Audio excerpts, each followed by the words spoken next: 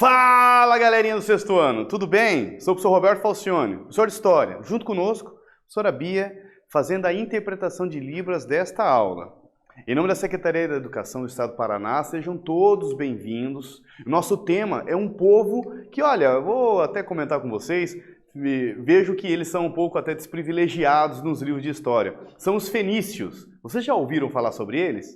Pois bem, construíram grandes cidades, desenvolveram outras tantas cidades ao longo do mar Mediterrâneo, inclusive uma se transformou numa superpoderosa cidade chamada Cartago, a ponto de desafiar o poderoso, ou melhor, a poderosa Roma República. E por pouco, que Cartago não se tornou a que seria a futura Roma.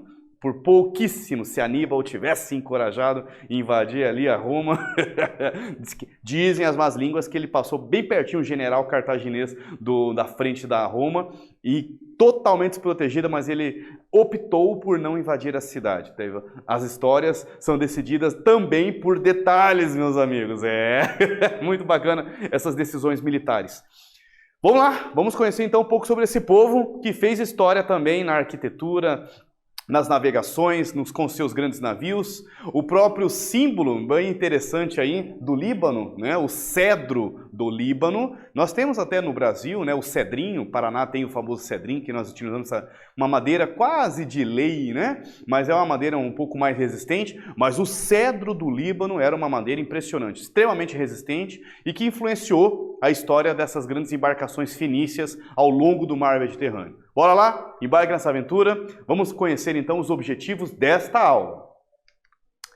Localizar no tempo e espaço as civilizações dos fenícios. Identificar a cultura, religião, política, economia e os conhecimentos científicos dos fenícios. Então vamos lá, então vamos conhecer. Interessante porque eles estão ali numa proximidade, inclusive na Bíblia é citado muito sobre essas cidades.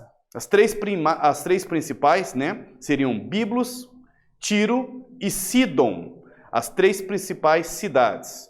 Eles fundaram várias outras, como vocês podem ver, certo? Damasco, não é mesmo? Palmira, algumas bem distantes. E ao longo do mar Mediterrâneo eles foram fundando outras cidades, como a que eu comentei com vocês, da cidade de Cartago.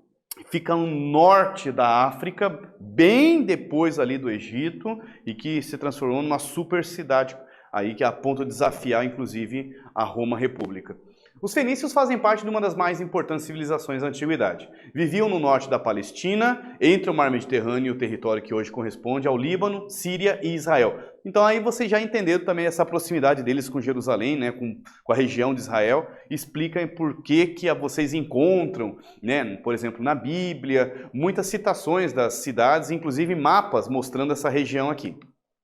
Vamos lá, então eles tiveram a sua origem 2.300 anos antes de Cristo. Vamos se localizar no mapa aí, ó, 2.300 anos antes de Cristo. Já estão terminando ali as construções das pirâmides de Gizé no Egito Antigo. Então está começando a entrar ali o chamado Antigo Império, né, dos egípcios. Nós temos aí até 1200 a.C., ainda não surgiram ainda os gregos do período clássico, né? Não tem ainda a cidade de Atenas, não tem a cidade de Esparta, mas os fenícios se tornaram aí grandes conhecedores do mar Mediterrâneo. Em termos de arqueologia, pouco separa os fenícios de outras culturas. Uma diferença era seus notáveis feitos marítimos. Ocupavam a costa oriental desde o terceiro milênio a.C. Aqui vocês têm uma imagem de um sarcófago fenício encontrado na Espanha. Vamos lá então. Então os famosos barcos, né? Triremes, birremes, tirremes dos fenícios. Sua região extremamente montanhosa, litorânea, e isso dificultou que eles desenvolvessem a agricultura. Assim como os egípcios, né, não estavam ali próximos de bons rios que fertilizassem suas margens para o plantio.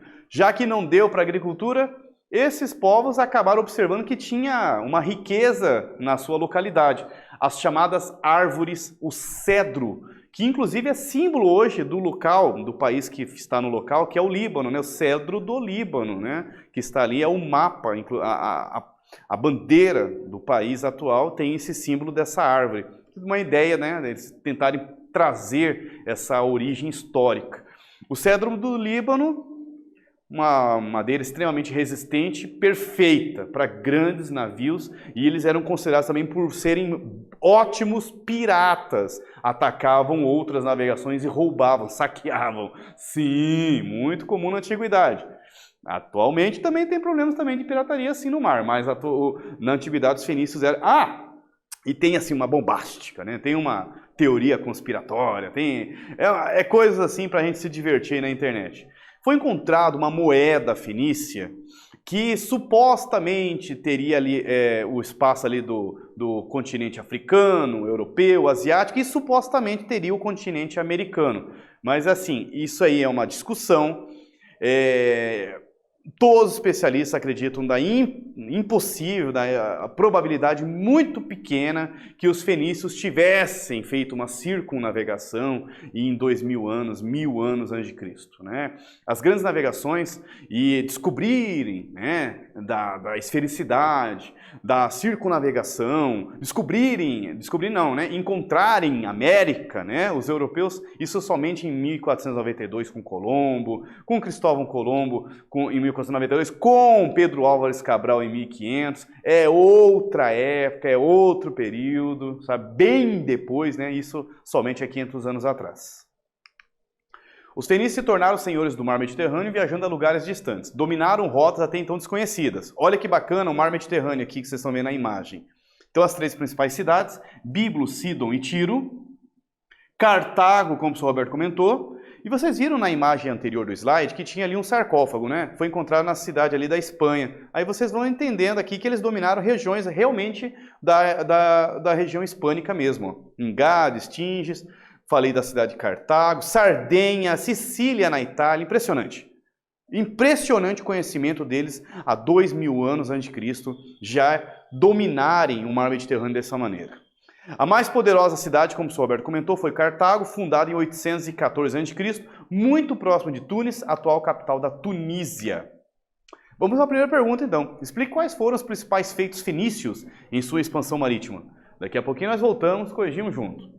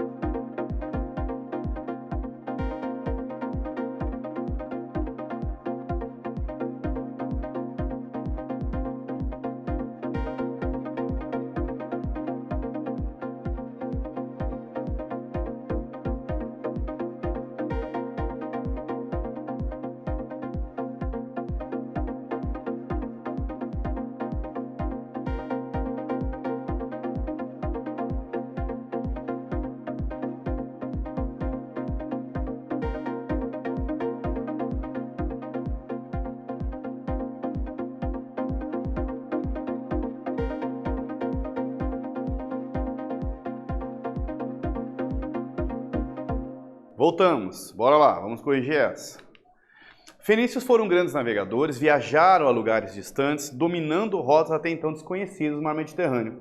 Fundaram várias colônias, seriam cidades portuárias. A mais poderosa foi Cartago, no norte da África, fundada em 814 a.C.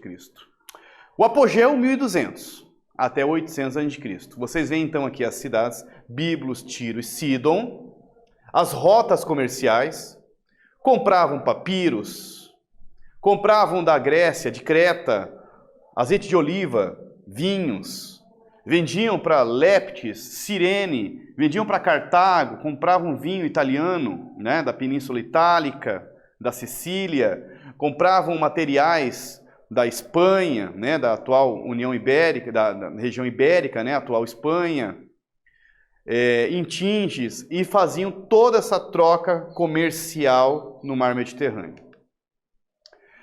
E me chama a atenção um produto aí que eles conseguiram até esgotar, né? Eles conseguiram fazer entrar em extinção. É a chamada púrpura de Tiro.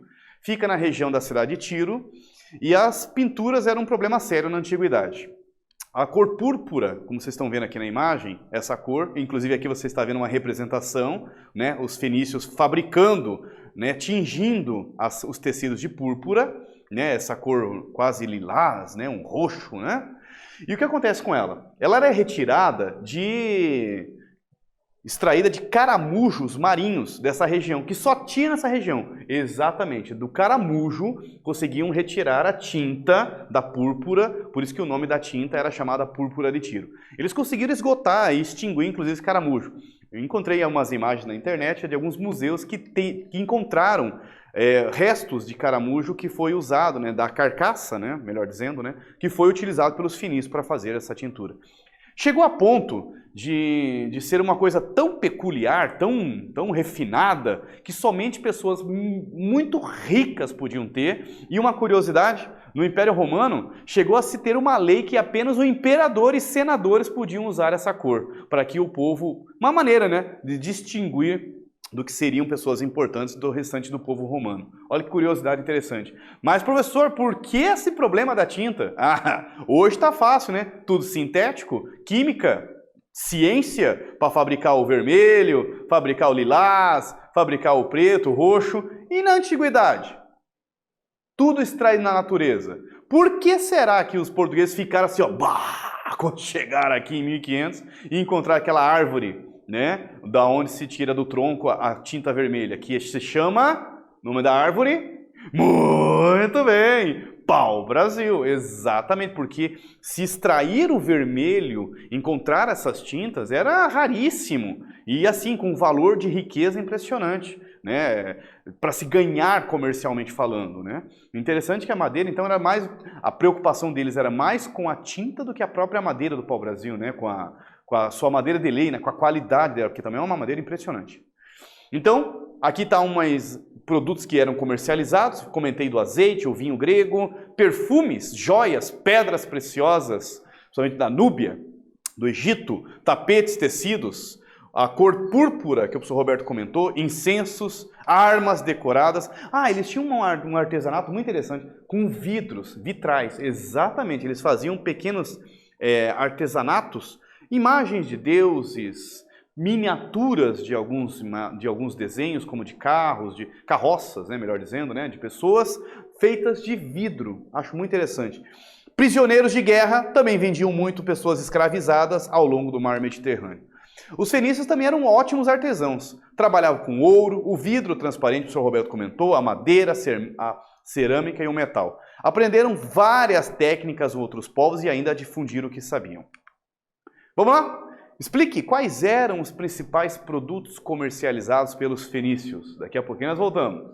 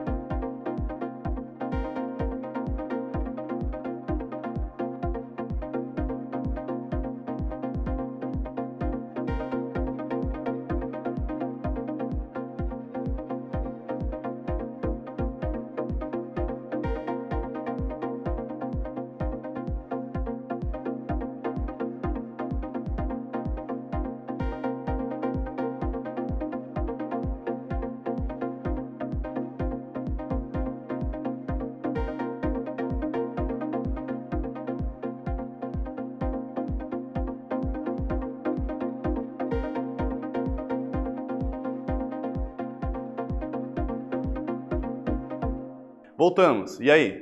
Quem lembrou da púrpura de Tiro?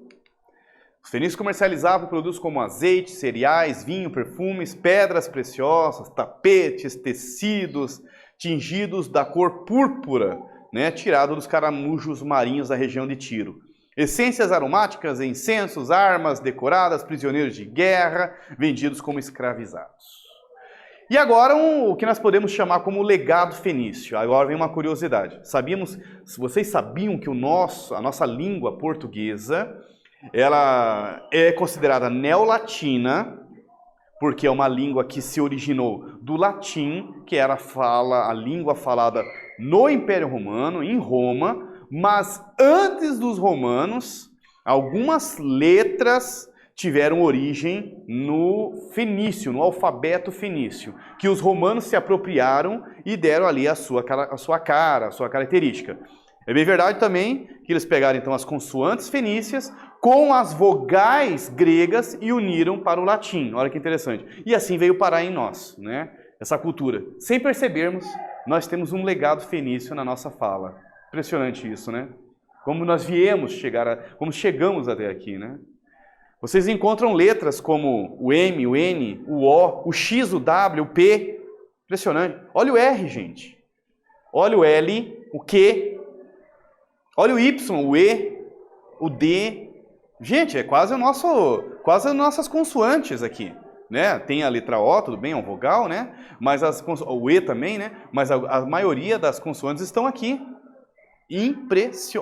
O I, né? Também mais uma vogal. O B, ou um H, né? Que seria o health. Ou o A. Olha a letra A deles aqui, como é que era. Ou o B. Impressionante. Olha o D, falei, né? Então, impressionante. Impressionante. O P parece quase um ponto de interrogação, né? Olha que interessante. Olha só, gente. E esse S, como lembra uma escrita asiática, japonesa, né? Mas é um S. Incrível, incrível, incrível, incrível. Bom, nós não sabemos como que era pronunciado isso, né? Infelizmente não tinha máquinas de gravação, né? Para imaginar como que eles pronunciavam. Se o P seria som de P, se o R tinha um som de R, nós não sabemos.